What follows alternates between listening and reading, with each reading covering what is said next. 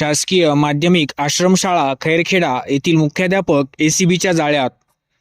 पुसद तालुक्यातील खैरखेडा येथील शासकीय माध्यमिक आश्रमशाळेतील मुख्याध्यापक हा 1500 रुपयांची लाच मागितल्याप्रकरणी लाचलुचपत प्रतिबंधक विभागाच्या जाळ्यात अडकला आहे। यात प्राप्त माहितीनुसार शासकीय माध्यमिक आश्रमशाळा खैरखेडा तालुका पुसद जिल्हा यवतमाळ या आश्रमशाळेवर तक्रारकर्ता हे शिक्षक म्हणून नेमणुकीस होते।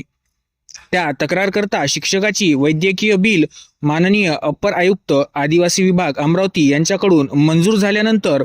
ते वैद्यकीय बिल तक्रारकर्ता यांच्या खात्यात लवकरात लवकर जमा करण्यासाठी आश्रमशाळेचे मुख्याध्यापक गौरीशंकर सैदाने यांनी तक्रारकर्त्याकडे 1,500 रुपये लाचेची मागणी केली।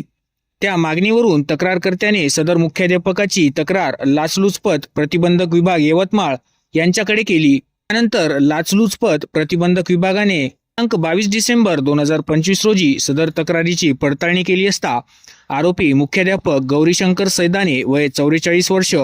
यांनी लाचेची मागणी केल्याचे निष्पन्न झाल्याने गौरीशंकर सैदाने यांच्यावर आज दिनांक 30 डिसेंबर 2025 रोजी लाचलुचपत प्रतिबंधक विभागाने कारवाई करत त्यांना ताब्यात घेतले व आरोपीविरुद्ध पोलीस स्टेशन खंडाळा येथे गुन्हे नोंद करण्यात आले आहे।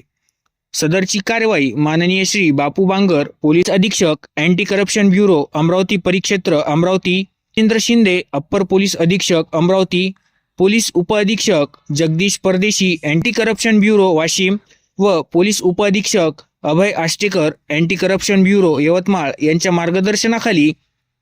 पोलीस निरीक्षक Shrimati Alka Gaikwad anti corruption bureau Washim, police निरीक्षक Manoj Orke anti corruption bureau Yavatmal आणि पोलीस अंमलदार पोलीस हवालदार योगेश खोटे, चालक पोलीस शिपाई मंगेश देवकते नेमणूक anti corruption bureau Washim, police अंमलदार पोलीस हवालदार अतुल मते, अब्दुल वसीम, सुधीर कांबळे, पोलीस नाईक सचिन भोयर, राकेश सावसाकडे, पोलीस शिपाई भागवत पाटील, सूरज मेश्राम, चालक पोलीस नाईक अतुल नागमोते नेमणूक अँटी करप्शन ब्युरो यवतमाळ यांनी केली।